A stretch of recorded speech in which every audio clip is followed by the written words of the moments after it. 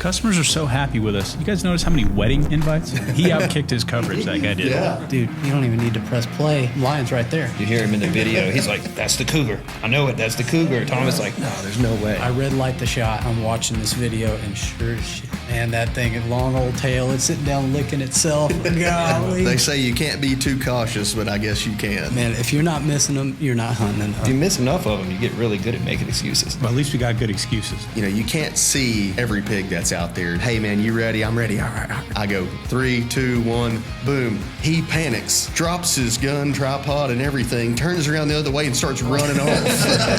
I said, what the hell's going on here, man? You have a gun.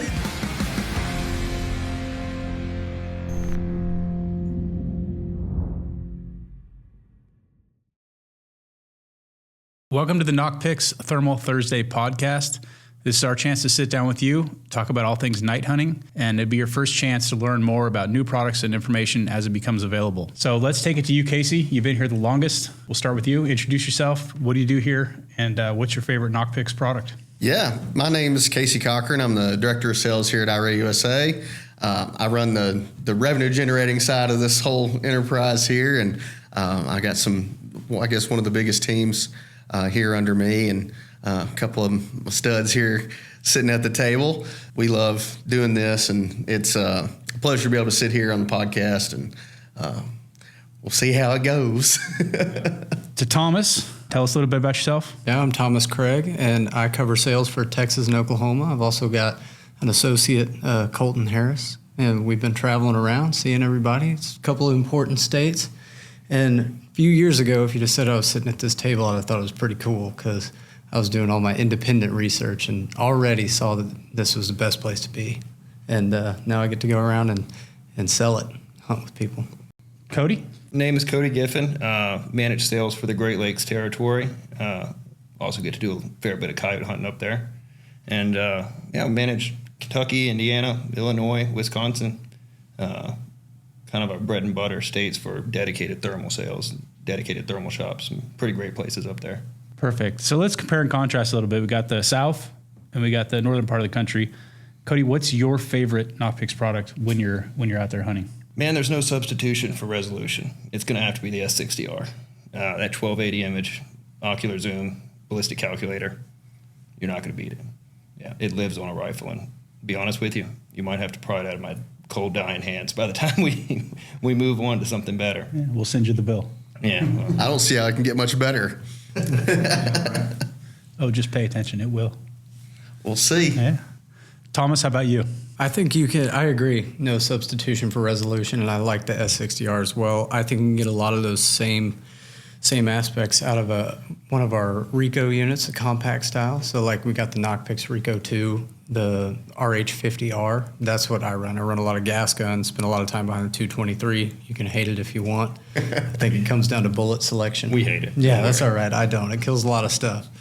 And I prefer that smooth zoom instead of your step digital zoom. That smooth zoom, it just feels natural. And same thing with the ballistics. Program it, hit it with the rangefinder, let the scope do the guesswork, and makes a pretty point and shoot. And I also, as Cody does, we go around and sell this stuff. So these scopes come on and off of our weapons as we're going in and out of gun shops and stuff. And if I need to go hunt, I don't even have to double check it. I put it right back on the pick rail and go to town. And that's something to be. Yeah, I do the same exact thing. Pretty much every one of my rifles have a 0 set to a thermal, and the hardest part is just remembering which one goes where. Exactly. It moves around a little bit.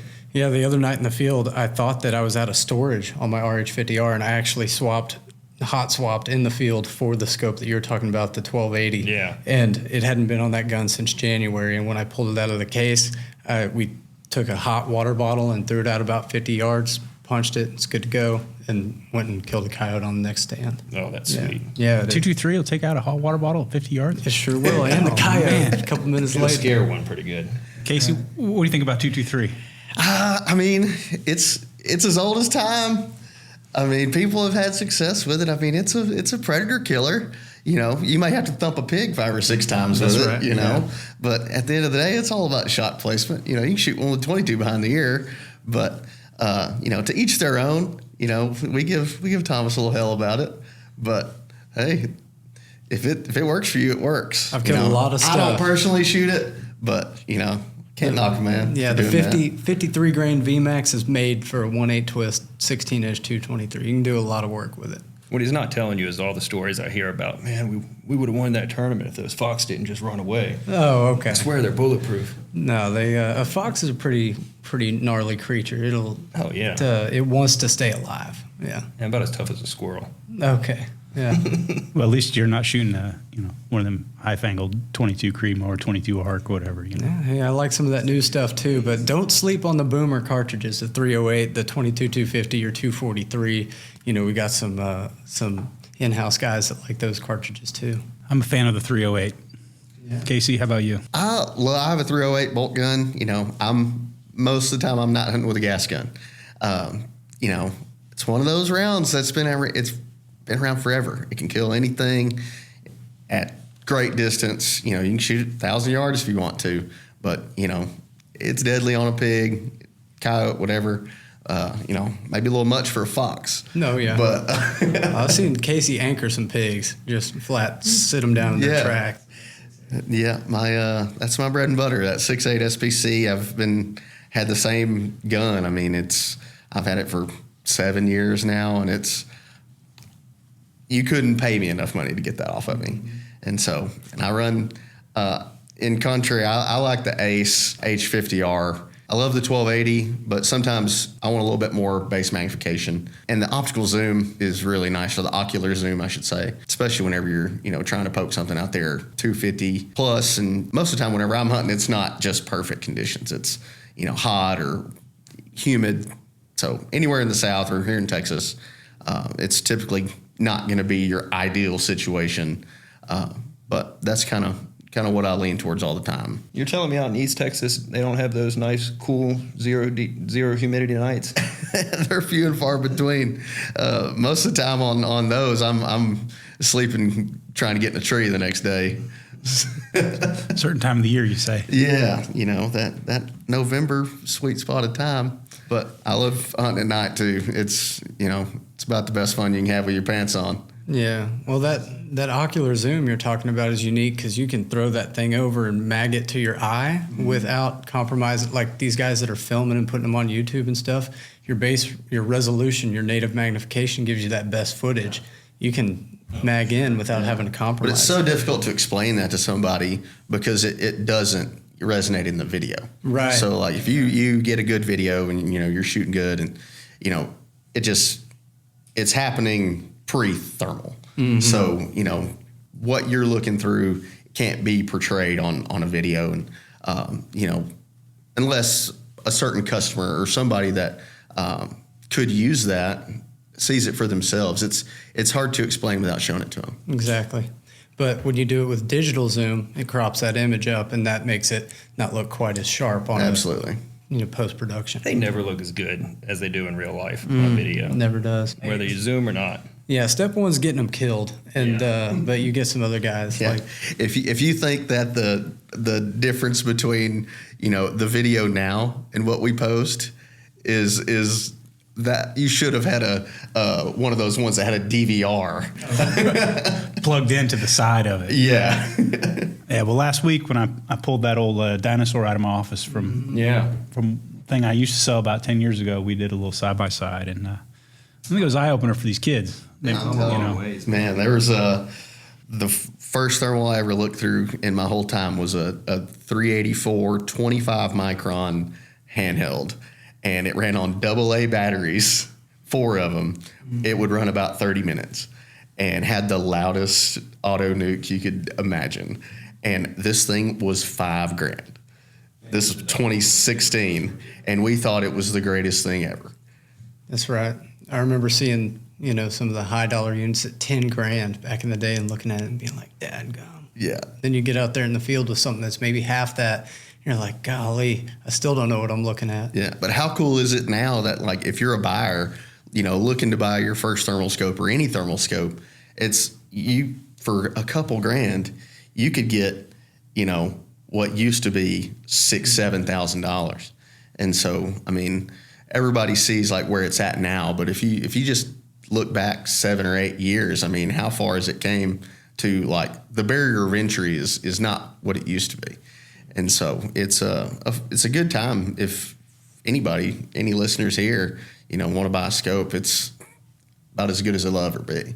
Man, even in the last 2 or 3 years, from when I started working with the company and what we had to offer compared to what we do now, the price has gone down and the quality's just shot up. It's pretty remarkable. Yeah. So with that said, with the advent of performance, advent of technology, price coming down, what's one thing that you guys run into that people get wrong most often with thermal? I've got a good answer for this. It's the misconception that more base magnification is better. So, and that may relate to like the day optic field when people want these 7 to 35s for reaching out real far or whatever. It's going to be case by case with a thermal, but generally, unless you're shooting a big open country where you want something like a 4X, like our hybrid 75, or some of the new stuff is coming out with some 4X base magnification, you might want more field of view. So like your pig hunters, your guys that are hunting in tight quarters, you might want 2X, like the 1280. For sure. Yeah, I think we've found that 3X is really the sweet spot. Seems to be. You don't want to cut your field of view down in exchange for magnification. Yeah, it just depends on the application too. For me, man, it's everyone wants a rangefinder these days, and they're really just not that necessary. I have them. Every unit I run has a rangefinder. I use it maybe once every other hunt. And usually it's on a stalk. You need to see how far a tree line is. But, with today's cartridges, unless you're shooting a 223, pretty much just hold it on fur and let it go. You're going to mess around with that rangefinder, spend more time screwing with that than you would just take the shot. Agreed. Pick something flat and fast and just eliminate the variables. Let's think about it. Make it as simple as possible. It's already hard enough to get them in. Oh, no doubt. Yeah, let's make sure we get them killed. And you can't tell distance in the thermal as well, but with a little experience, That's I right. can generally tell you about how far he is. Yeah, and our sensor does a really good job of taking in the full field. It gives you that depth that we used to not have with some of the stuff that predates. And anything with like a lower net D, you're getting so much more just quality on things that aren't necessarily hot. I love having a rangefinder. Not every time I'm hunting, a place that I've hunted for years or something like that where I know where I'm at in the field all the time. It's where the rangefinder is an advantage is if you're hunting a place that's new to you or, you just got permission on it or something like that. It just gives you a little bit better, sense of depth perception. It's, saved me hundreds and hundreds of yards of steps. Being able to range something and say, oh, well, that's, 700 yards away.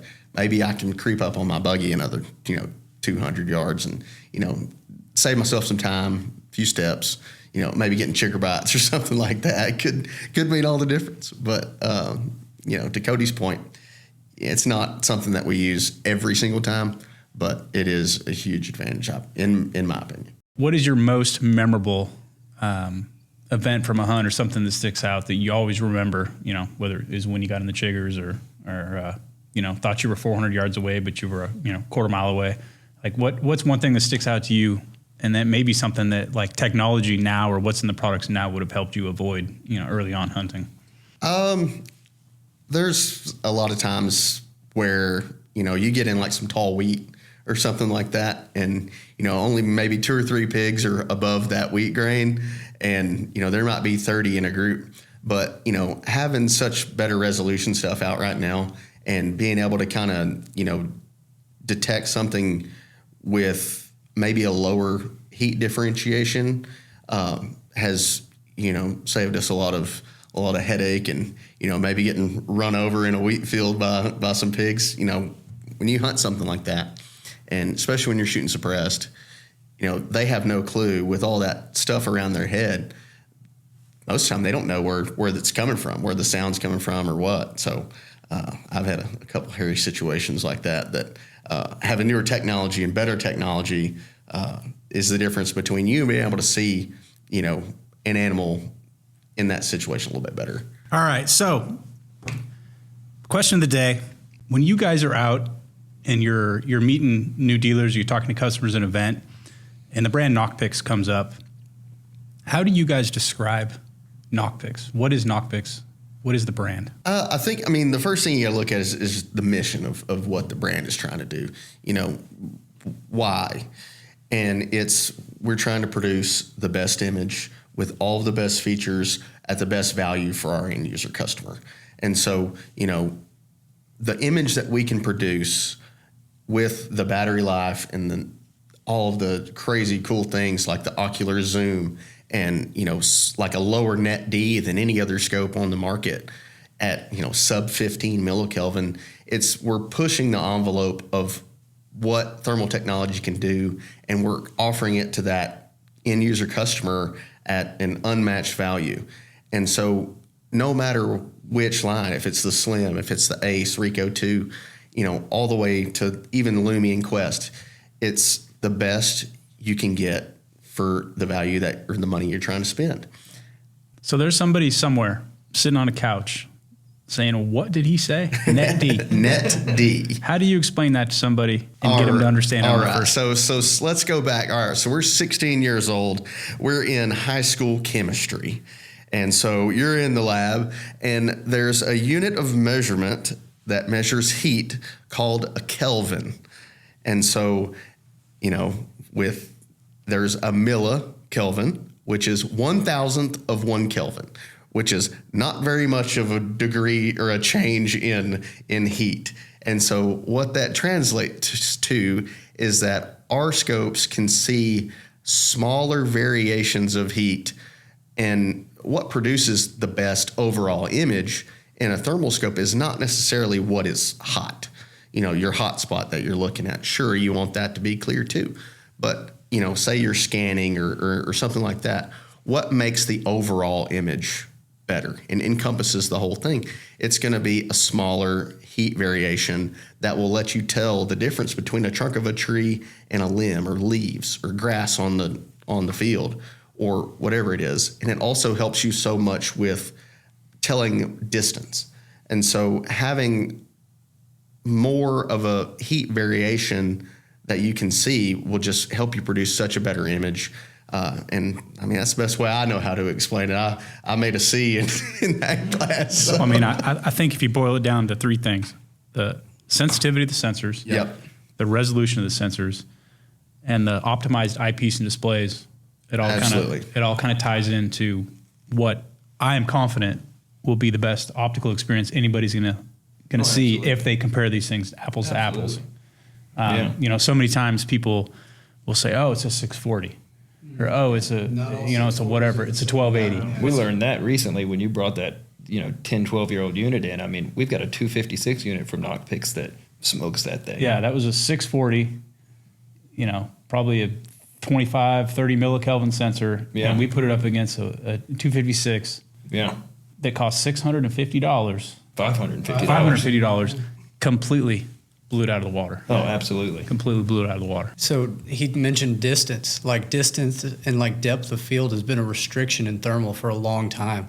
And it's what causes you to not know the difference between a cow at 400 yards and a pig at 20 yards, right? And having that millikelvin rating, that lower millikelvin rating where that difference in temperature is being picked up, that helps you see the full field, gives you that depth. And I think that's a game changer. Yeah, it does really help because you don't have your visible light spectrum to depend on like you would in the daytime. You're dependent on that thermal scope. So you can tell if he's brushed his hair recently. I mean, What's that? You can tell if he's brushed his hair recently. I mean, you can get a lot of detail with that. See the lower wet spots. thermal sensitivity ratings. Wet spots on that pig. And another thing that helps with as well is most thermal scopes, when the outdoor climate is perfect, they're all going to be fairly good. But it's when your conditions are not optimal is when that image quality makes all the difference. And so it's like you can have, a 384 from a different brand or a 384 with a better millikelvin rating, lower net D, and that other scope could be a paperweight when the dew sets. Yeah. Where yours can be the same resolution, but will cut that humidity so much better, and you could still be hunting. So Exactly. that is a huge advantage to owning a Nocpix scope versus anything else. I can't tell you the number of times I've been hunting, and we're out there for hours and having a blast. We're busting coyotes, busting pigs, get back in the truck, turn the headlights on, and a fog is set in, and I had absolutely no idea. Because it was cutting it. Oh, yeah, just seeing hundreds of yards and the headlights can't see 20 feet, it seems like. I've seen it where side by side, one scope, from a different brand might be completely cut out of the hunt. Oh, yeah. And didn't even notice. I've hunted with guys that did that. That's right. Call out a coon at 400 and tell me this coyote coming in, and I'm like, no, man, it's not a coyote. So the weather conditions we're talking about that are hell on thermal is like humidity, just moisture in the air, drizzle, rain, sometimes dust. But I got a real world example of this. Last year we're hunting a contest, and it was a storm rolling. It was one of these 24-hour deals, and we're well into the night here, or we're at the beginning of our night when just a huge storm sets in, and it got everybody else in this tournament cut out of the hunting, and we were able to use our scopes and keep going through the night. We turned the contrast up and just stayed up in the high rack, and in the pouring rain we were able to see these dogs working in, and we ended up placing in that contest because we didn't have to sit in the truck and wait for the weather to pass. We were able to hunt through it. See, I might have still sat in the truck, but it would have been for an entirely different reason. Right. Yeah, we were wet for sure. Yeah, you earned it. It wasn't a walk in the park. Hey, and a wet dog weighs a little heavier than a dry one. Done this before, huh? Yeah, that's right. So what's the one thing that when people learn about Nocpix, or the first time people are seeing these products, when you guys are out in the field, what's the one thing that is most impressive? I mean, just the sheer image quality is mind-boggling, especially somebody who's been in the business as long as I have and has seen what used to be top tier and versus what now is top tier image quality, and it's two different things. And so spec for spec, across any brand, I mean, if you put 640 to 640, you put them head to head, and it's undeniable the difference. And it's a lot of times it's not just the sensor, it's the viewing experience as a whole. And so, having a 2560 resolution display, which is best in class, it's hard to beat it. I mean, it can't be beat right now, in my opinion. Just look through it and see. I mean, that's the difference. So Thomas, when you're doing these contests, there's a lot of guys out there. They're pretty serious hunters. They're willing to commit to that and spend that much time behind the gun. They've obviously got all brands. When you show them your equipment, you're at the weigh-in, hey, check this out, check out this scope, have you seen this? What's one thing that sticks out in a reaction from them? So the first thing they see, of course, is going to be your image quality, and that has to do, like Casey said, with not just the sensor resolution, but also your eyepiece and the way that's blown up to your eye. It just ours looks different, right? It's so forgiving. Gives you a little bit longer eye relief, a little bit bigger eye box. It's less constrictive. But I think one of the things that stands out the most to these people, particularly when they've been hunting all night, is that I'll tell them I only had to change batteries one time. And the battery life is what kept me in the field over the call rather than going back to the truck and having to swap. And to that point, usually it's an 18650. Generally, and, yeah. A lot of my Nocpix flashlight products runs off of one of those. I mean, I've That's got right. a pile of them at the house. You can buy them on Amazon. Some of the 18650s that I run are advertised for garden solar lights, right? But it's such a universal battery $7 a piece. I mean, just cheap, easy. Universal power supply. You can have 4 of them charging on a bank in the truck while we're out there hunting, and have 2 more in your pocket, and know that if your scanner goes down, it runs on the same battery as your scope. And both of those have a backup battery, right? An internal. And so you never lose power. It makes it really easy. It makes it thinkless. I know that I'm out there to hunt. I don't have to worry about my power. Yeah. Cody, what's power demands for your folks up north when it's cold? What's that? Man, those lithium batteries, I mean, it's no secret. The colder it gets, the faster it's going to eat them. But having a universal battery like an 18650 is just a massive advantage because you can keep a pocket full of those things. They take up no weight. Like I said, they're $7 on Amazon. I mean, it's really a no-brainer. I think all scopes should run off an 18650. Definitely has changed the game. I mean, we were around long enough to remember the Pocket full internal of batteries. CR123s. Oh, CR123s, yeah, that was a big deal. But then Yeah, they're $40 a dozen. we saw the flaws in our ways back then. Yeah. So, Cody, what would you say if you had to summarize one thing that makes Nocpix different? What's that thing? It's probably the ergonomics. I mean, I just did an event with one of our dealers up in the upper Midwest, and we interfaced with guys that were experienced thermal hunters all the way down to guys that have never held a thermal in their life. And you take a product like our Quest. I mean, I handed this gentleman a set of Quest binos. He's never looked through a thermal. And within 15 seconds, he knew how to operate every aspect of it. The focus, the zoom, how to get into the menu and interface with the menu options. I mean, it's all right there where it needs to be. And it's the same experience with an Ace product or a Slim product. I mean, it's just simple. They're easy to use. The buttons are where they're supposed to be. Yeah, there's a lot of work goes into the product in development with user experience and how does it feel. And I think that's a differentiator. And I think we got that one right. I mean, not having to reach out in front of the lens and take one hand here, one here. You know, it's like that old pat the head, rub the belly thing. You're good at that. Well, I always know it's a good indicator of product design when somebody can pick up a monocular or a binocular and look through the right end first. Oh, yeah. And hold it the right way. And the orientation of it is correct, you know. Every time somebody picks up those Quests at a show or whatever, the first thing they say is, oh, they're light. It's like you don't think about that until it's around your neck and you're using it, right? Oh, or you're holding your hand up here for 4 hours straight. I mean, it's like that old beer chugging contest where you just sit here and hold it out like that. Yep. Makes a difference. Thomas, what do you think? What do you think the number one thing that people notice about Nocpix?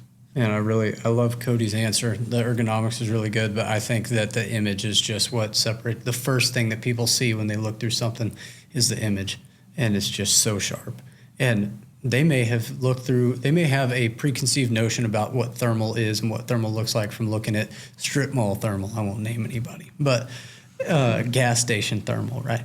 But they pick up one of our things and they're like, oh my gosh, just the resounding, just the shock that you hear it in people's voices when they pick it up. The 1280 in particular, there's a pretty common response when people say, oh my goodness, this is crazy. And that's the image doing its thing. Yeah, immediately notice. You don't even have to tell people. You just have a look through it. Yeah, I would say when I'm on the road, I don't feel like a salesman. I'm a product educator, right? And just a relations guy. It says I hand them the product, and the product does the selling. Thomas hit the nail on the head. I mean, it's the proof is in the pudding whenever you look through it, and so it speaks for itself in volumes.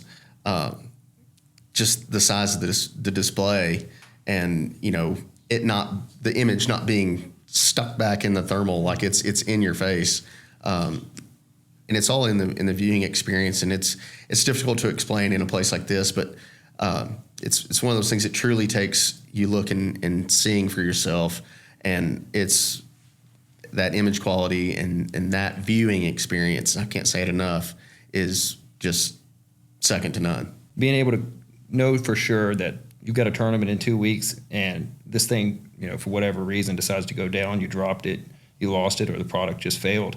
Having a team to back you up, you can call them, having a live person answer at the end of the phone, that's a rare thing these days.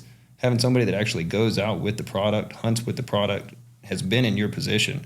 Not a lot of businesses have that. You'd be surprised.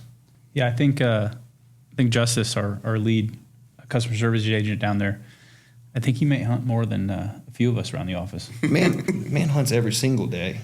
He's single though. Yeah, young. Wife won't let me get away with that. I try to get out about once a week. It's about all she'll let me do. Doing better than I am, brother. Well, now that dove season's going, we've got duck on the horizon, deer on the horizon. I just went to Alaska and shot a caribou. I might be a single man before long. Must be nice. Huh? Another part of that warranty is the 5 5-day guarantee getting back to you. Because these things are usually not bought to be toys, right? They're tools. So whether you're protecting your livestock or your cash crop, or whether you're hunting big money contests, you've purchased this to go out and do a job. And when it goes, if there's some aspect of it that needs attention, you want it back in action as fast as possible. So getting it back in with our 5-day turnaround guarantee, it's huge. And if we can't fix it, they'll just send you a new one. Yeah, right. And then just like Cody's territory, Texas and Oklahoma is a little bit different because it's mainly wide open. But, if wide open in the sense of they're year-round hunting. But in a place that's 60 or 90 days of open hunting season, there's other brands in this industry that have a reputation of keeping things for 6 or 8 weeks at a time. And that might be the whole length of your season. And so us having such a commitment to keeping our guys in the field it speaks volumes. And, 5 days is not a lot of time. And, there are things that may take a little bit longer to fix than that. But we have allocated such big resources to say, hey, well, if we can't fix it, then we have another one right down there. We'll send you a brand new one. And that's our commitment to you. I think there's nobody else in this industry that does that, to my knowledge. And I think that is huge. We couldn't offer that if these things were breaking all the time. Let's be very clear. They don't break.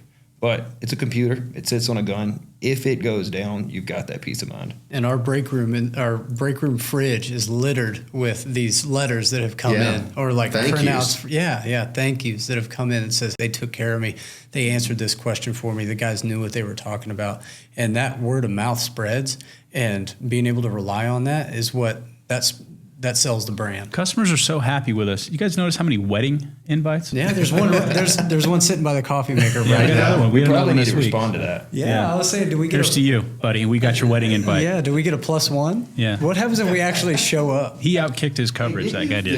Didn't you film your engagement with a thermal? I did. I had it all planned out, and I had a big group of friends all together, and I gave one of them my cell phone with a regular video going, and I said, just point and shoot. And I handed one of my guys that hunts with me. I said, you know how this works. It's filming. Just, Don't miss the big moment. I said, all you got. I waited for the sun to go down so that wasn't an aspect, right? And I said, all you got to do is just hold it still, right? And he got it. So That's sweet. And then after the fact, I told Ashley, I was like, don't worry, I got it on camera. And I showed her the thermal. She was like, you better have got this on a regular video.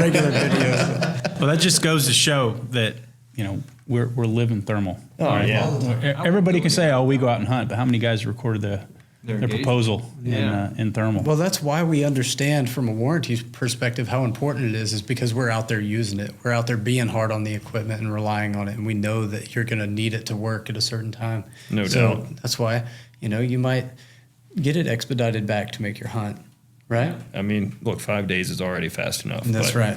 I have seen exceptions made. Mm-hmm. So let's have a little fun here. We've been talking about all the work, but I want to know, what is your worst hunting experience? Oh, geez. And feel free to throw yourself under the bus. My worst hunting experience probably came on one of my best thermal hunts. One of my coworkers and I, we went out, hunted the West Texas Big Bobcat tournament, and, after the fact, we learned that only about 16 dogs won that tournament. I bet we called in 40 dogs that night, and I bet we shot 100 rounds each, and we didn't kill but 8 of them. That's just never hunted with the guy before. Every time we lined up it could be 5 dogs in the field, we lined up on the same one every single time. Yep. And then as soon as one would stop, he thought I had it, I thought he had it. I mean, it was a shit show. Yeah, hunt with 223. Huh? No, man, 6.5 Creedmoor, but you got to do your part. You got to hit them. I've got one. It's not, just an awful experience, but it is a hilarious experience. So I was taking a good buddy of mine, never been thermal hunting before. I won't name his name. But so we were hunting in a tall wheat field, and you guys have done it before. And, you can't see every pig that's out there. It's all, it's table height, 36-inch tall wheat. And we're tripoded up, and, I'm in front and he's behind me. And like I said, he's never done this before. So we get in 40, 50, 60 yards close. And so we get ready, and I tell him the whole game plan before, hey, 3, 2, 1, boom. And so we get down on him. He's good. Hey, man, you ready? I'm ready. All right. And I go 3, 2, 1, boom. We start shooting, and in a wheat field like that, they can't hardly tell like where the sound's coming from, especially with suppressed rifles. And the pigs start running at us, and I'm going to town. I'm snapping them in the head as soon as they're coming. They're coming right at us to our feet, and he panics, drops his gun, tripod, and everything, turns around the other way and starts running off. And the pigs hear him running, they go the other way. And I turn around, and he's 25 yards in the wrong direction towards the truck. Oh, And I said, man. what the hell's going on here, man? You have a gun. Why'd you do that? Oh, man, I just got so scared. I heard them coming, and I lost control. Hey, I'll say you get a couple of guys out there on the line and you get a pig run between you, it's a little hairy. It does. It gets sketchy. Yeah. Make sure the barrels stay downrange, right? Yeah. Switch to your sidearm. Yeah. That's why you got to have that offset red dot. Oh yeah. Made me put a flashlight on my AR pretty fast. Thomas, I remember hearing a story one time, and y'all were looking square at a mountain lion, and the image was just too good. You didn't believe what you were seeing. What was that like? That mountain lion down in southwest Texas, that is something I still think about. I've been told by some old school predator hunters that you only get one chance at that, and that I'll be thinking about that for the rest of ever. Well, remind me though, he was nice enough to show up on the game camera. Yeah, he that did. next week, right? Yeah, so we had a couple game camera photos of him and reports from the rancher leading up to this, and we actually packed up in Dallas and headed down there 7.5-hour drive just out of season, just to make this mountain lion hunt, right? Didn't you take time off from work specifically to target this animal? Oh yeah, everybody knew about it too, which made it that much worse. More pressure. Yeah, well, when I came back, everybody and their dog was like, "How was it? How'd it go? Did you see him?" Yeah, we saw him. So we go out probably second or third night after calling for him a couple nights in a row and hadn't been able to close the deal, hadn't seen him yet. But third night, my dad's with us, and he says we should hunt this spot right here. It looks good on the Onyx. It's right off of this draw, and could be the direction that we seen him go on the last game camera photos. And we go out there. I set the Fox Pro 100 yards out in front of the truck. I got my buddies in the high rack, and by the time I get back to the truck, they're like, "Dude, you don't even need to press play. The lion's right there." And I said, "No, there's just no chance. That's like winning the lottery. It's like I was just down there with it. There's no chance that You it's hear just." him in the video. He's like, "That's the cougar. I know it. That's the cougar." Thomas like, "No, there's no way." Oh, dude, I've watched the video ad nauseum. I could replay it from memory, but yeah, he's like, "Oh, he's right there. I can see the cougar." And I said, it'd be better for us to take a little more extra time here and make sure we don't kill a calf or something, right? And he's looking through one of our high-resolution scopes, and he's telling me he knows what he's looking at. I'm getting my scope fired on. By the time I get on it, it's behind the brush, and I can't tell what it is. And so I didn't green light the shot. And then one of our other scanners is like, "Hey, man, I think it could just be a fox out there." You know, you start getting things at distance, 250, and everything with a tail, long tail. It's like, we got a lot of foxes in that country. We don't want to blow the set because we hadn't even called yet. And I'm thinking, well, if he's going to come, he's going to come when I turn on Baby Cottontail here in a second. And so I red light the shot, and he filmed it on his scope. And we pulled that footage. You know, it's easy enough. You fire up the app, pull it right there in the truck after the set, after calling for an hour. And I'm watching this video, and sure as shit, man, that thing, a long old tail, it's sitting down licking itself. Golly. Angela, let's be clear, for guys not in Texas, fox is absolutely in season. They think it's something they can absolutely shoot. He just didn't want to scare the cat away. Yeah. When he was looking at the cat. Yeah, I didn't know, and I should have. And trust me, my buddy, he wears me out about that. They say you can't be too cautious, but I guess you can. Yeah, you can. That's the only time in my life that being extra certain about the shot I was about to take hurt me, right? Yeah. But I may never get the chance again. Fortunately, it's pretty good country down there, and we did see them, like you mentioned, we saw them a couple days later on a game cam chasing some deer around. Hey, didn't like a week later a cat get hit on the road right there where you're pretty hunting close, but I think I determined that it couldn't be the same one. I mean, you know, You hope, right? Exactly. Hope I get another chance at them. But that would be my worst one, is just having that opportunity present itself, having that cat caught dead to rights in the thermal and not sending one downrange. It's like, that, you hate that. So what's worse, coming to work on a Monday after that or a Monday after turkey hunting? Oh, golly. Man, I feel like we do enough of these. I'm just going to air out all the bad stuff. And I get drug over the coals a little bit on some of these things. But yeah, Casey and I got on big old gobbler up in Oklahoma. That's one of the benefits of doing Texas and Oklahoma, is while I'm out selling scopes, I get to mix in some hunts here and there. Yeah. And Casey's got a place up there that we went to, and it's actually Tyler's place. And we, against all odds, against the weather and everything, we had a gobbler fly down and do it right into our lap. And he was just too close for the choke we had in that gun, I think. Hey, but he was going to chase him down, wasn't he? Yeah. He made it probably 200 yards of the field, and, Thomas being a 6'4" guy, I thought he'd had some better wheels on him. He gets out there like 200 yards, starts patting on his leg. I'm like, I ain't got any shells. And it sounded like a duck hunt. Yeah, that thing, it did it right. It was 3 mean ones. Yeah, it was strutting and doing the thing, and Casey's like, burn him down right there. And bang, right in front of him, just took the feathers off his front. And then I lose 2 more. Casey takes his gun off his shoulder, 2 more. He had been filming it. By that time, phone's on the ground, so the video is pretty funny. And Casey doesn't have much room to talk. We got after some birds in Michigan up here this year, and I distinctly remember seeing 3 get sent after a nice-looking gobbler. Yeah, I was on the wrong side of a tree as big as this table after you'd already shot one. In his defense, I did bust that gobbler first. But Well, I appreciate y'all sitting down with me today. Yeah, this was fun. Cut it up, talk a little shop, make fun of each other a little bit, and kind of unwind. So we look forward to having y'all back on and see what else we can pull out of your brains and laugh about at our own expense. So thanks for joining us, and thank you guys for joining us at home. And if you have any questions on anything that we talked about today, or any questions in general, leave them in the comments below. We'll take a look at those and we'll address those next week. And most importantly, follow us on Instagram at nocpix.us. There's sure to be plenty from today that's going to end up on the cutting room floor, and we'll make sure to have some fun at our own expense and shorter format there. So thanks again, and we look forward to seeing you next time on the Thermal Thursday podcast.